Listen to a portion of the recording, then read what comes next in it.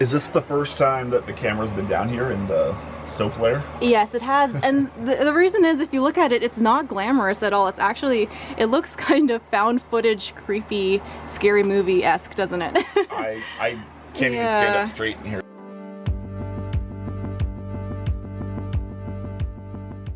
Good morning, guys. I'm back with another video, and in today's video we are going to do something really cool. We have a few orders that came through and we thought we should pack them with you guys. So today is going to be all about shipping, all about packing, and we are going to give you guys a sneak peek into how we store our products and what that whole system looks like. So it's going to be an interesting one for you guys because we have not shown that yet. If you're new here, welcome to my channel. I'm Jerica and I am the owner and creator of Quench, and on this channel we talk all about our business and how we make our products. So if that is something that you are interested in, please subscribe. And now without further ado, let's get into it. So in this video, we are featuring Kale because he has taken over this entire shipping process. So he has his process down. Would you say that? Pretty well, pretty well. So just to kind of give you a rundown on the setup here, when these orders come in, we have two main platforms. We have our Shopify and then we have Etsy. To keep me organized, the first thing I just like to visually see is one column down here. These are our Shopify orders, or sorry, these are our Etsy orders, and these are our Shopify orders. Yeah, it's important to be as organized as possible. I kind of prepped them from last night or the day before. From Etsy, I'm going to be filling a raspberry vanilla set. Down here, we have all of our selection of different size boxes. Yeah. Whenever we have a set with one of our jars that we use, we like to use these 9 by 5 by 3 boxes. Yes, these boxes are really heavy duty. They're corrugated, which offers a lot of protection, and we get all of our boxes from Staples. I know a lot of you guys have recommended Uline, and we will look into that. Apparently there's a warehouse in Mississauga, so that's something that we're gonna look into. But yeah, if you're looking for any type of shipping boxes, Staples and Uline were the two biggest sources for Canadian businesses. I know that in the States there's a few more, but this is where we get all our boxes from, Staples. Yeah, and we have a lot of boxes that are similar to this size. We have 3 different types of boxes that are 9 inches long. We have one that's 3 inches wide, 4 inches wide, and 5 inches wide. It just kind of depends on the product. Yeah. But for anything with the jars, we use the 5 inches just to give ourselves a little bit of extra gap. Yes, so what we mean is anything in a jar like this, we like to put into the 9 by 5 by 3s because you're able to put it in there and it is tall enough for it, but also there's a little bit of space above and below because we like to wrap these in bubble wrap. That type of box, the 9 by 5 by 3s, gives it plenty of space. When this order does come in, I just kind of look at the information, and for me, things really kind of ingrain in my head if I write them down. So I make sure to write it down 2 places. I have a list here of just orders that go out. The 3 main points that I'm looking for are the name, the platform that it's coming from, again, Etsy or Shopify, or sometimes I'll put a local direct order, and then what's in the box. Yeah. So for this one, I'm putting down the name. This one is coming in from Etsy, and I'm putting down what the box contains. And this is our raspberry vanilla set, which contains a soap, a sugar scrub, and a lip balm. We have 2 types of raspberry sets, and that's why we find it really important to write it out, actually what each set physically contains, because we have had instances where we mix that up here and there and we only find out at the very end. And also there's 2 of us working in this whole shipping process, so it's always good to communicate to one another very clearly what each order contains, because it's always a time saver when you have something written down and you don't have to be like, oh, what's in here or what's in there. That's a huge tip, I think, if you're working in a team, is be very clear about the orders. The second place I write it down for is a chip to put on each box. So here, I'll put the same information down, the name, platform, and what is in the box. So you basically write out the information in 2 different places, one on this chart here and then one on the sticky note to actually stick on the actual boxes. And that's super helpful for, if you're working on a team, I can just look at the box and know at a glance what each order is. So that's been working really well for us. Would you say this many boxes is normal, or like what's our typical order volume? This is actually really light right now. Our average in January has probably been double digits, kind of 10 or 12 orders at one time on the board here, on the table here. This is actually pretty low right now, and so it's a good time to explain what's going on. Yeah. But these chits, as Jerica was saying, are very helpful when you have a lot of these orders on, so you can just easily find things. right away. So to quickly summarize, we get the orders into our phones, we take a look at a few main points, the person's name, the platform that it's on, and the actual order itself, and we write it down in 2 different places. So that's the first step. And what's the next step, Kale?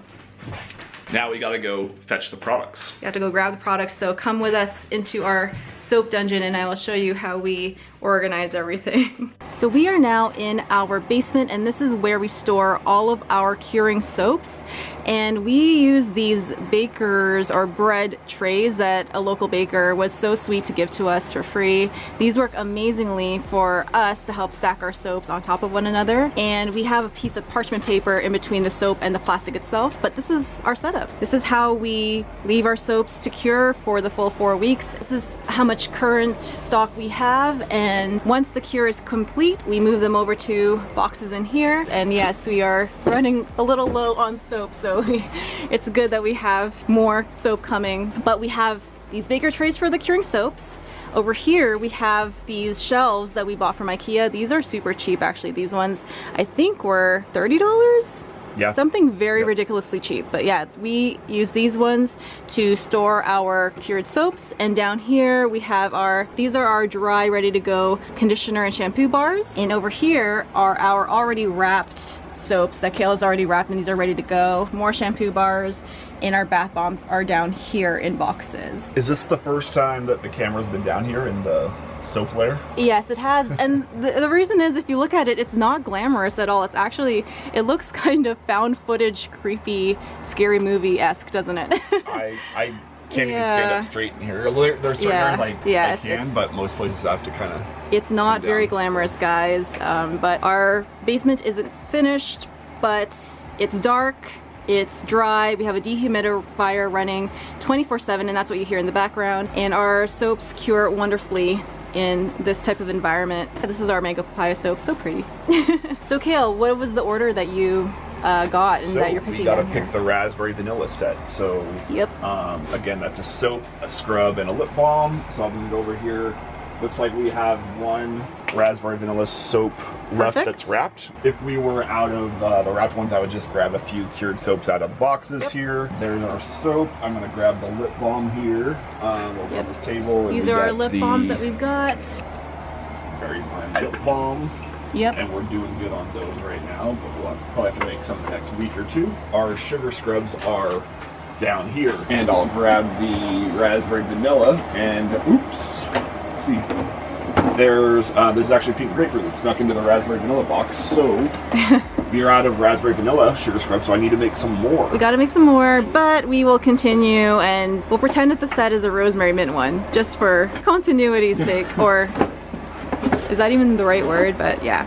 Anyways, let's grab a rosemary mint and continue on as though the set was a rosemary mint one. So we grabbed the rosemary mint sugar scrub from one of those boxes. And if you're wondering about these boxes, these are actually the boxes that we got these jars in the first place, and there's a bunch of them over there. So we recommend keeping them because they're the ones that come with those dividers. That is awesome for keeping your jars safe and also for moving jars from one place to another. We love those boxes a lot. There's soap in that set, there's a sugar scrub in that set, and what's the last thing? Oh, and the lip balm. Perfect. So you got everything you need, and we're gonna go right back upstairs and you'll show us how you make that order. So now that you have your products, the next step is what, Kale? We take these stickers off, and we have these guys 6 to a page, and we have our logo on there. So we brand the boxes by putting our stickers on. Get that right in the middle there. So the next thing we do as we're getting these products ready is we wrap them in electrical tape. We learned the hard way back from the spring of 2020 when we were really busy. We'd had some customers send some photos of some jars that had opened, and it's not a pretty sight.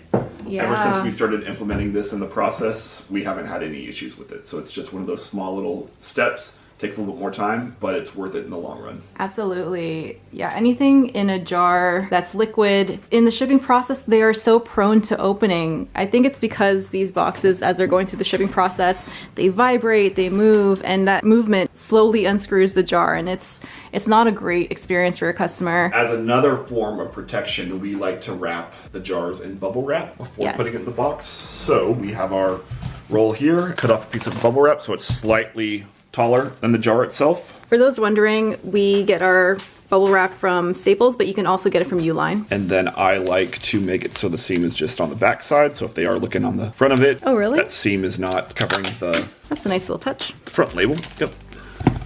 Put that there. And see what I told you guys about, there's enough clearance at the top and the bottom that there's still a lot of room, but you'll still want to fill in these guys with crinkle. For sure.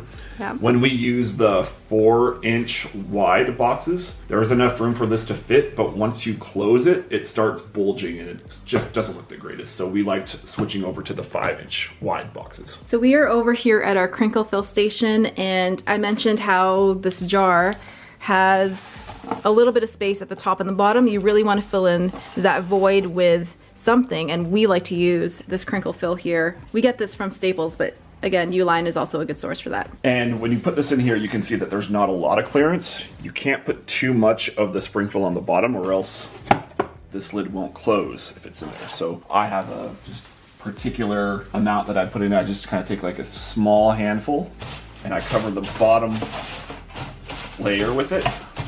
I always put this jar in the middle so it separates the two other products, and depending on what set it is, there might be different products in here. Usually there's a soap, but sometimes it's not always a lip balm. And I start to fill in all those little gaps and crevices. And you'll start to see, like with this particular box, I'll end up using more fill than I would if we were putting in a set that had a scrub, a soap, and a shampoo bar or a body oil. With the lip balm, it's a smaller piece in terms of volume, so you end up using more fill. This is our Georgian Bay Berry Blend lip balm that is so yummy. I really like it. It's a blend of raspberries and vanilla. No, raspberries and blueberries and acai berry. No vanilla in this. So I like to put in the soap next, and I always make sure that there's a layer of fill up against that wall over here, and I always make sure that there's a little bit of fill between the jar and the soap. It's good to have some frill coming over the top here. It gives it a nice decorative look. Yes, that's one thing you want to keep in mind when you're shipping products to your customer, is think about that whole experience of them opening it up, and you want it to look as beautiful as possible.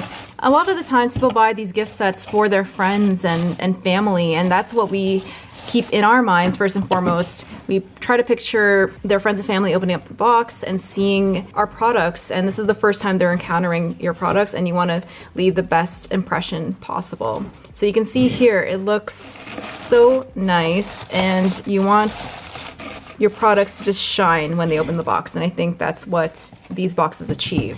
And that's why we go for the smaller boxes too. I mean, we can get a bigger box, but that's a lot more box to fill up, and the more filled the box looks, the better, that's for sure. So one thing we offer when we sell gift sets is the ability for the customer to add in a personalized card to that box. And for this particular box, we have a personalized message, and so that is gonna go into the box as well. And we create these in Photoshop. If you guys are wondering where we make these guys, Photoshop is what we use, but you can also use Canva. That is also a great platform to make cards like this, and the free version has so many templates that you can use. If you're thinking that adding these cards is too much work, yeah, maybe it is, but it also causes people to come back. These cards add just that little extra bit in the whole experience of them opening the box. So we are happy to include this little detail to the boxes. And I encourage you guys to think about ways that you can be doing that for your customers as well. I really think it makes a difference. Just to show you a bit of a variation, this is our 9x3x3 box. And if you compare it to this box, you can see how there is definitely a difference. And the reason why we like to have all these different size boxes is because you want the most appropriate box for the order. And for these boxes, these are the perfect size for bath bombs. If you see here, if you put 3 in there, it's perfect. And this type of box provides plenty of clearance for these bath bombs, but at the same time is small enough so that it's not having these bath bombs roll around like crazy. Remember, we filled this box with crinkle paper, so it is just the perfect size box. So for those of you guys wondering what box to use when you're selling bath bombs, we really like these ones for selling 3, and all of the smaller items too fit great in this type of box. So 9x3x3, great choice for bath bombs and other small items. So what Kale is doing here is he's cutting our branding cards that we'd like to add with each and every package. And these cards do 2 things. One, they help deliver the message of our brand and our company. And two, they also provide us a chance to direct all of our customers back to our website. We include a bit of a discount code, and we also take this opportunity to thank people for purchasing from us. And we're very much aware that people choosing to buy from us, that's a very, very special thing. Yeah, offering a little thank you card is something that we always encourage and think is a great idea. I made these myself in Photoshop. And again, Canva is a great resource if you want to make something like this, but you can also buy them from Etsy. There are a lot of people that sell exactly these types of cards, these thank you cards on Etsy that you can customize with your own logo and your own message. If you are wanting to do that, there are resources that you can use. So here's our pile that I kind of draw from. Jericho was talking about the thank you cards and the branding cards earlier, but we also include one of our just standard business cards. Yes, we always include a business card. To kind of stack these on there, put those in.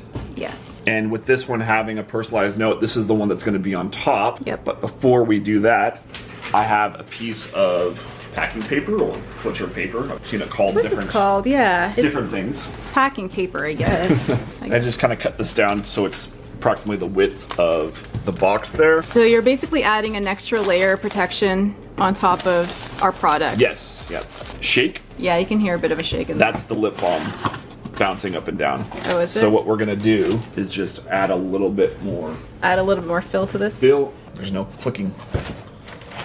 All right, so this one is pretty much ready to go. I don't usually close it up until it's time to actually put the shipping label on. So now I'm here on Etsy. I have the order on here and I'm looking at the address. I'm going to go through the process of finding out which is going to be the best courier for us to use. Yeah, what we like to do is we have the two couriers that we use, eShipper and Canada Post. Well, eShipper isn't really a courier, but it's a platform that we can input an address to and it will pop up how much certain carriers' labels are. And so we like to put the address into these two places. We use Canada Post's SnapShip for small business program, which we really recommend if you are shipping from Canada. If you are close to a Chit Chats drop-off, definitely use that. We are not, so we are unable to do that. But for those who live 2 hours away from the city like we do, SnapShip has been really good. And then it comes in here for a regular parcel. It's the same price as an expedited parcel, so we always choose that. There's a few more benefits that come along with that. There will be one more step where they add in another tax or so. So here you're able to see the address again written out fully. I always just compare that once again. You're triple checking your work. Good idea. So for this one, it's going to be $12.27 Canada Post. $12.27. So now Kayla is plugging in that same information into the eShipper platform to see whether or not UPS or Purolator can offer a better price than $12.27? $12.27. If there is an apartment number, we always use Canada Post. There are some buildings that are locked and the third-party carriers don't have the code or the access into that building, and we've had the situation where we've got calls from the courier saying, hey, I'm outside the apartment. We don't always have the phone number of the customer. We avoid being in that situation. Canada Post always can get into the building. We also have run into the issue of PO boxes as well. I don't think UPS ships to PO boxes, or maybe no, yeah, Purolator? UPS and Purolator don't ship to some PO boxes. We're not sure what it is, but we always just use Canada Post when it's PO box as well. PO boxes, and anytime there's a unit number which may imply that they are in an apartment building, we go Canada Post 100%. So moment of truth here. Yeah, let's see. Get rates. And it looks like UPS is offering shipment for $11.79. Yeah. And do they add extra tax on top of that, or that's all there? That's their final price right there. They don't go through another step where tax is added on. That's their final price right there. UPS would be the courier to go, and we would purchase from eShipper instead of going through Canada Post.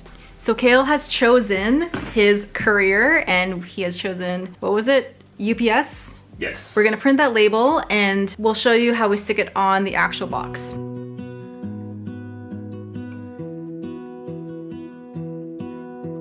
I lose my breath whenever I see you. You stole my heart, what is it that you do? My life was great till you added colors.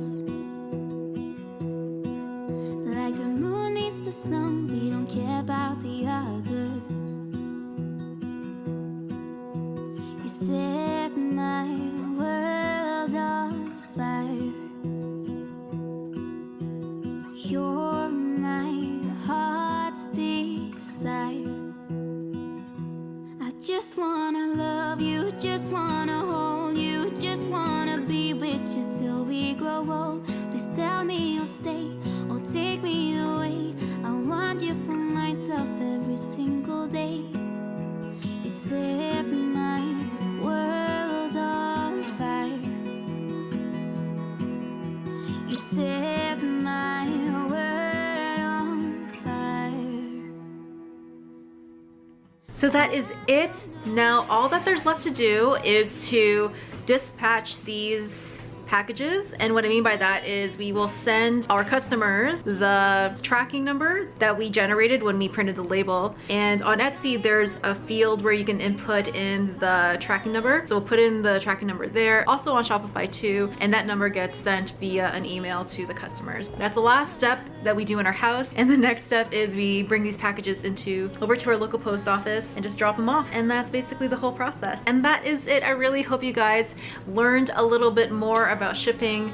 I know that the whole process is so intimidating. I think that might have been one of the hardest things about moving on to an e-commerce platform, figuring shipping out. But I promise you, the more you do it, the easier it will get and the more intuitive it will be for you guys. And if you like this video, give it a thumbs up and subscribe for more. And everyone who has already subscribed, you guys are the best. You guys are so awesome. Thank you for following us on our journey. And until the next video, keep smiling, keep shining, and always be the amazing business owners that I know you guys are. And I will see you in the next one. Bye guys.